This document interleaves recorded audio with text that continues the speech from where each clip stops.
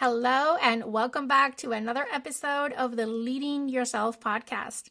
Today, we're diving into a profound and exciting topic, how our experiences shape us. We'll explore how in the midst of challenging times, it often feels like the worst thing that can happen to us.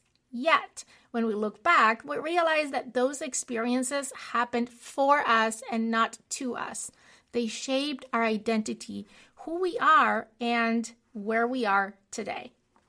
Welcome to the Leading Yourself podcast. This is your host, Carolina de Arriba. I'm an HR professional, health and fitness coach, wife, mom, and above all things, a goal-getter. In this podcast, we're going to be digging into all things leadership, professional and career development, habits, and relationships. This is a podcast for those who want to become the best version of themselves. Those who have big dreams and are willing to embrace the journey and put in the work to achieve them. My goal is to share with you the tools, tips, and tricks to help you in your journey. So let's dig into today's episode. Life is full of experiences. Some are joyful, others painful, and many are a mix of both. It's easy to feel overwhelmed when we're going through tough times. We might think, why is this happening to me? But often it's in these very experiences that mold us into stronger, wiser, and more resilient individuals. Today, I want to talk about those exact experiences that define who we are, that make a print in our identity, that teach us a lot of life lessons. And the reason and inspiration for today's podcast is that this week I had the honor and privilege to travel to Honduras, where I lived for 9 years. We moved there when I was in high school, and I finished my college degree there. And my university, where I graduated from, invited me to be the commencement speaker at their graduations this year. So I'm just coming back from that trip. I left Honduras 17 years ago, and I had not gone back since I left. We moved from Honduras to Mexico, from Mexico to here to the U.S., and since I left, I had never come back.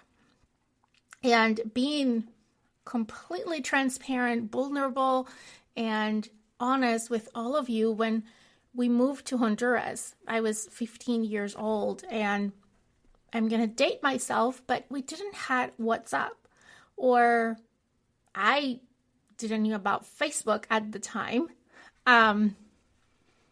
It was really hard for me to move from Spain to Honduras. It was always in my mind, this question, but why is this happening to me? That question was on replay on my head over and over, because it was hard to leave my friends behind. And at that time, many years ago, when you moved and you had that such distance, you really didn't have an opportunity to stay in contact with the people that mattered to you, because technology wasn't what it is today. And that side note, it's really amazing to me how fast all of this has evolved. I mean, I'm not that old, right? No, I am not. But technology has advanced a lot.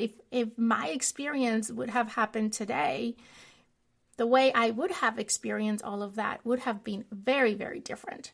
But at the time, it was really hard for me to adapt at the beginning. I remember I felt rejected at school because I was different. My accent was different. I looked different. And it was hard to make friends, and it was hard to be without my friends from since I was little, and be without most of my family. Anyways, the reason I'm doing this episode today is because this week when I went back to Honduras and I had an opportunity to go back in time in my memories and remember a lot of the things that happened when I was there. And I remember them with a feeling of gratitude and a feeling of excitement and a feeling that was positive. Not why this happened to me, but I'm so grateful I had this privilege and this opportunity to have gone through these experiences that have been an integral part of my life and my identity today, who I am and where I am today, in part is because of those experiences that I had when I was there. And it was great to see the city and how much it has grown, and to see the university, which now is in a new campus and is so modern and has top-notch labs and installations. And it was really amazing to see how much it has changed, evolved, and grow in the last 20 years. So I come back with my full tank of energy. My heart is full. It was great. So let's talk about the experiences that shape us. And let's start by acknowledging that initial struggle when we are in the thick of a difficult experience. It can be hard to see beyond the immediate pain or frustration that we're feeling. Our perspective is often clouded by emotions like fear and anger or sadness. And it's important to break down this phase to better understand it, because I think we all go through this phase a lot of times in our lives. I did personally, I have many times, but this was a great example of experience that I went through. And at one point, and for a long time, it felt as a struggle. It felt difficult. It felt fearful. I was afraid. I was angry with my parents to bring me there. I was angry with the situation itself. I was sad because I was apart from my friends. I was sad because I wasn't accepted and I didn't felt that I belonged at the time. So, let's talk about that feeling of overwhelmed. And it's natural to feel overwhelmed when we're facing adversity, whether it's a personal loss, a professional setback, a health challenge, or in my case, moving to a different country. These experiences can shake us to our core. In these moments, it's crucial to allow ourselves to feel these emotions fully. I personally remember me trying to suppress them, and that just prolonged the healing process. It's important to give ourselves permission to grieve if that is the situation, to feel frustrated if that is the situation, or to cry. These emotions are valid and are a part of a healing journey. When we're overwhelmed, everything can seem daunting. Every small task feels impossible. Every little thing feels like the end of the world. This is our mind's way of signaling that is a distress and that needs attention. And it's okay to take a step back to reset and to seek support from friends, from family, or even from professionals, depending on what the situation is and what are those feelings that we are experiencing. A common reaction when we are in the midst of these situations is to question why we're going through this. Why me? Why now? These questions often don't have immediate answers, and they just add to our frustration. However, it's important to remember that growth often comes from discomfort. The very challenges we face are opportunities in disguise.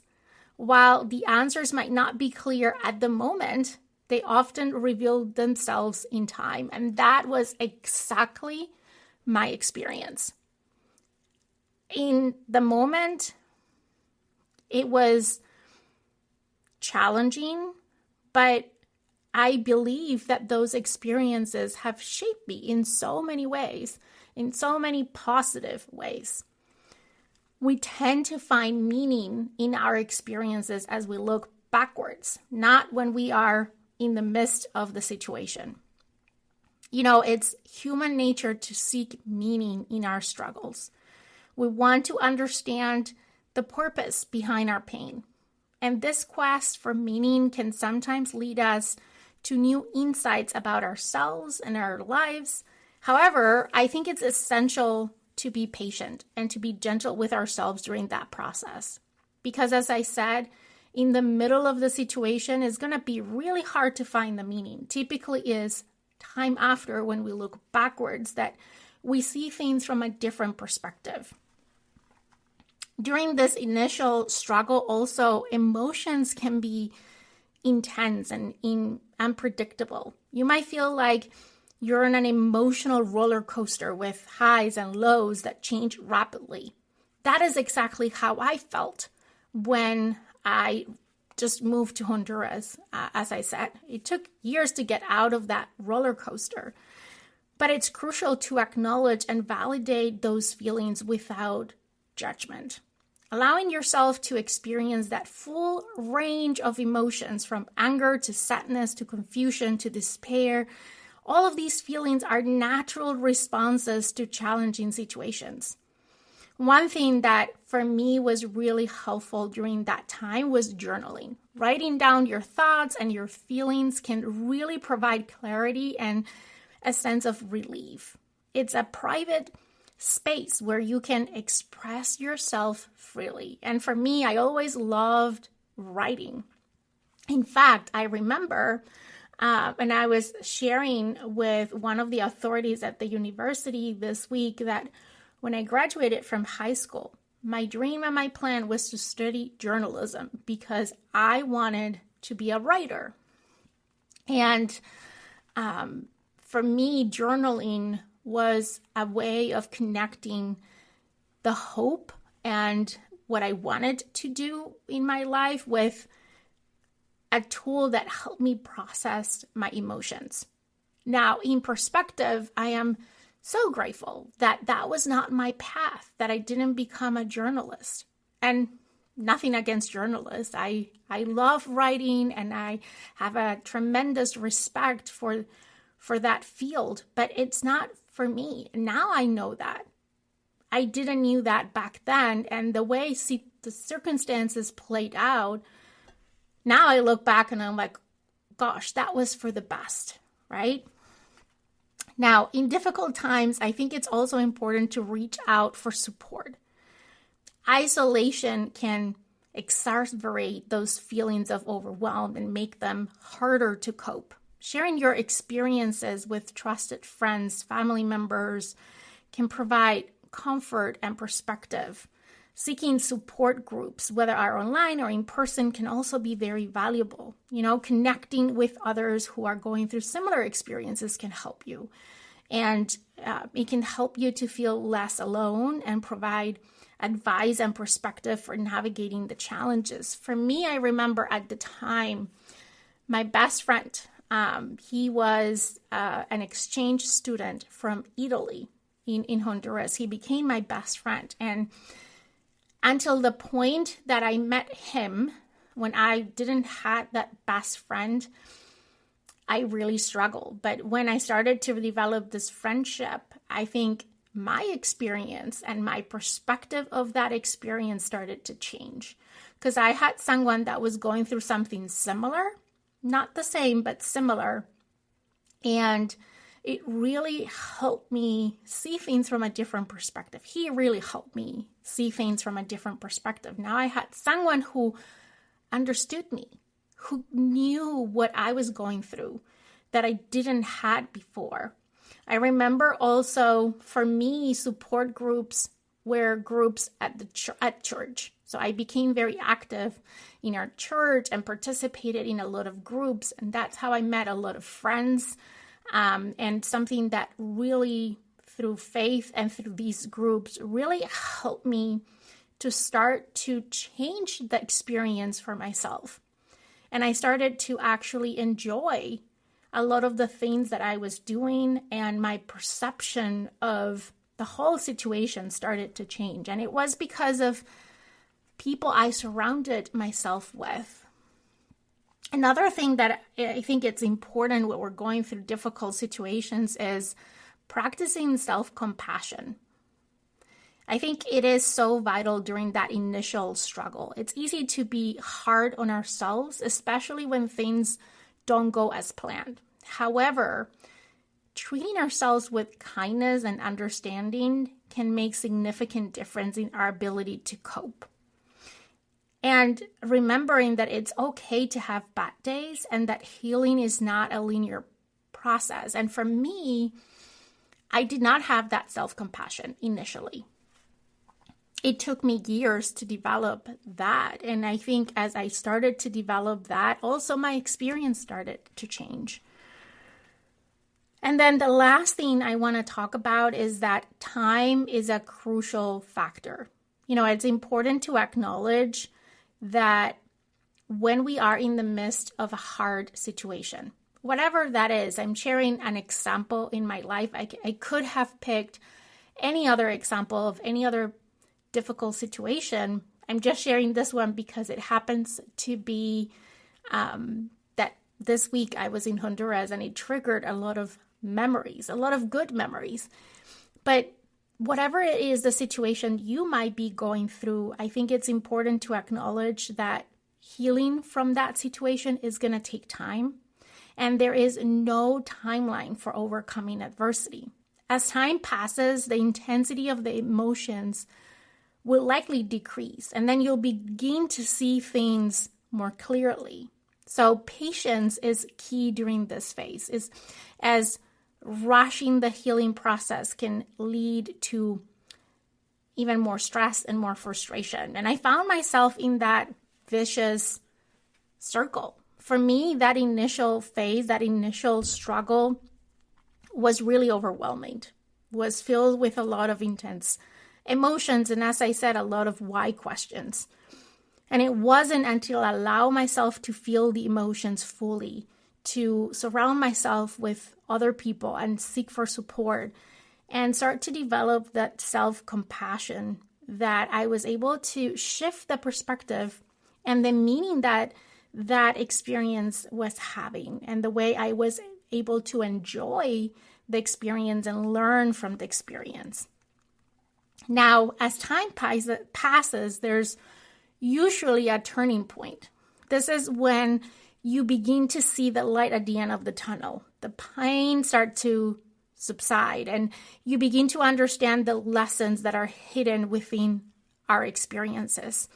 And there was a turning point for me that I can't exactly point out when that was, but there was one. And while the very first years when we moved from Spain to Honduras were really, really hard, there was a point where I started to feel that I belonged there, and I started to enjoy my life there and the people in my circle and the friendships that I developed and I made while I was there, to the point that, as I said, this week when I went back, I had so many memories, and they all felt fulfilling and positive as I experienced them again 17 years later.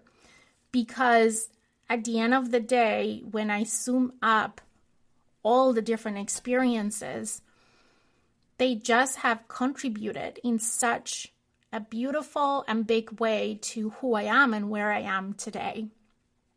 So a few things that really have helped me at the point that I made that turning point. One was reflection. I think reflection is such a powerful tool By taking the time to reflect in our experiences, we can start to see patterns and start to understand the broader picture.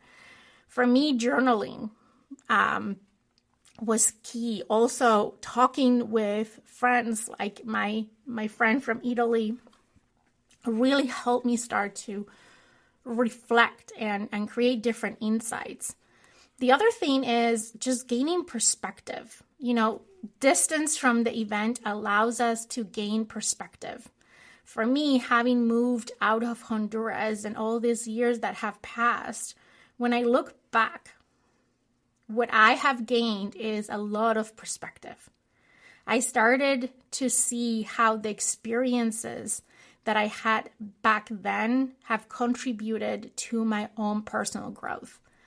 Often, we realize that the challenges we face were necessary for us to evolve into the person that we are today. I don't think that I would be who I am today if it wasn't because of, again, that amazing opportunity that I had to live there for 9 years. I want to talk about a couple more things around this topic. One of them that for me, I think it's very powerful is the power of hindsight. Hindsight is a powerful thing. Looking back, we often see how our experiences, both good and bad, have shaped us in meaningful ways. We understand that they were stepping stones that brought us to our current place in life. And it's important, and it's in hindsight that we can recognize our growth. We can see how we've become more resilient, more empathetic, more wise, more you fill the blanks.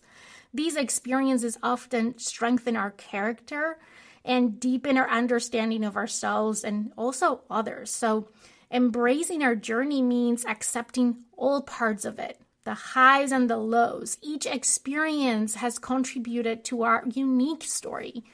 And by embracing our journey, we can appreciate the richness and the complexity of our lives.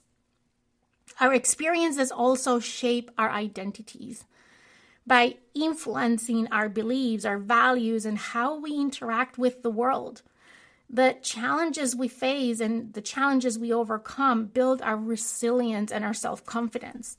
See, every challenge we face and overcome builds that resilience. We learned that we were capable of handling adversity and coming out stronger on the other side. And this resilience becomes a core part of our identity, giving us the strength to face future challenges with confidence. I think that's why, for me, I can adapt so easily to new places, because I build that skill and that ability through the experience I went through 20 plus years ago. Also, our experiences often lead us to define and redefine our values. We learn what is truly important to us, and these values guide our decisions and actions, helping us stay true to ourselves. And I'm so grateful because I am proud of my personal values. I really am. And I think that a lot of them have been shaped by those experiences that at the time felt so hard, and now I'm so grateful for. Also, how we interact with others is shaped by our experiences. We become more empathetic and understanding of other struggles. And this empathy allows us to build deeper and more meaningful relationships. And that was definitely the case for me. So I want to do some final reflections on how we move forward from all of these understanding. How do we continue to grow and use our experiences to our advantage? For me, one thing that this whole experience has really helped me is when I'm going through something hard, I go back and remember some of these other experiences that I've had in my life, like this one that I shared with you today. And I'm like, okay, I already know how this works. I know it feels hard right now, and I'm questioning why now, why me, why is this happening? But I know that there's going to come a day that I'm going to look back, and this experience is going to have a complete different meaning. and it's going to allow me to become a better version of myself. So how can I now embrace all emotions and feeling? How can I embrace the fullness of this experience so I can take the most out of it? And that is now a skill I have that has really helped me to build, again, my resilience, my ability, my grit, my ability to just push through difficult situations, to adapt more easily to new contexts and new surroundings and new settings. I think it's important to make reflection a regular practice, to set aside time to think about our experiences and the lessons that those experiences have taught us. Is this ongoing reflection that helps us to stay aware of how we are growing, how are we continuing to learn in this journey. Another thing that has been life-changing for me, and if you have been listening to the podcast for a while, is practicing gratitude. Even in difficult times, there are always things to be grateful for, and gratitude always shifts your focus from what you lack to what you have. So a gratitude journal can be a simple yet powerful tool to help you stay focused on the positive aspects of your experiences, because there is always a positive aspect on every experience, no matter how hard it feels as a whole. Another thing, I think I touch on this, but I want to make sure I make a clear point around this, is setting intentions for how you want to grow moving forward. That allows you to go through the experience with a different purpose, with a different perspective. What qualities do you want to develop? What values do you want to uphold? Intentions provide direction and purpose, and they help us navigate future experiences with more clarity and more confidence. So, as we wrap today's episode, I want to remind you that every experience you go through has a potential to shape you in so meaningful ways. Even when it feels like the worst thing that could happen to you at that time, you will see how it happened for you, how it shaped your identity, your values, and brought you to where you are today. This past week has been really super real for me. Going back to Honduras, experiencing it all, I tapped on memories that I had forgotten, on things that I had forgotten, and it felt so feeling. My full was so full this week, and it gave me a lot of perspective of how much I've grown since I was there, and how much those experiences have shaped me, and how the only thing I can hold in my heart towards that time, that chapter, that episode in my life is gratitude. That's the one feeling that I can hold over any other feeling of that chapter in my life. Because at the end of the day, our life is a book with multiple chapters. And just in a book, we move from one chapter to the next. We experience life in the same way. And there's always chapters that we remember more than others. If you're a reader like me, there's always a chapter that impacts you more than others, that speaks to you more than others in the book, especially nonfiction books, which are my favorite, personal development books. And, this chapter in my life was one that has a strong print in my life for many, many reasons.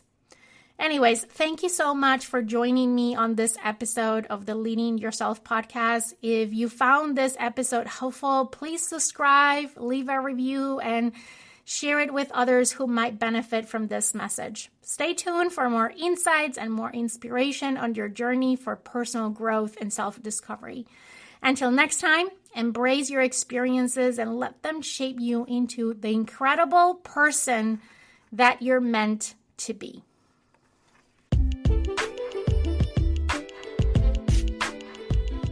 Okay, my friend, that's all I've got for you today. But before you go, 2 quick reminders. Number 1, if we're not already friends on Instagram, let's get connected. You can find me as Leading Yourself Podcast. Number 2, make sure you're subscribed to the podcast so you never miss an episode. Thank you so much for joining me today. I am incredibly grateful that you're in this journey with me. I want to leave you with one last thought. I want to remind you that you're destined for more and that every step that you take brings you closer to becoming that best version of yourself. Embrace each day as a chance to learn, grow, and chase your dreams. The world needs you to shine brightly, so go out and show up fully and authentically. Take care, and I'll see you next time.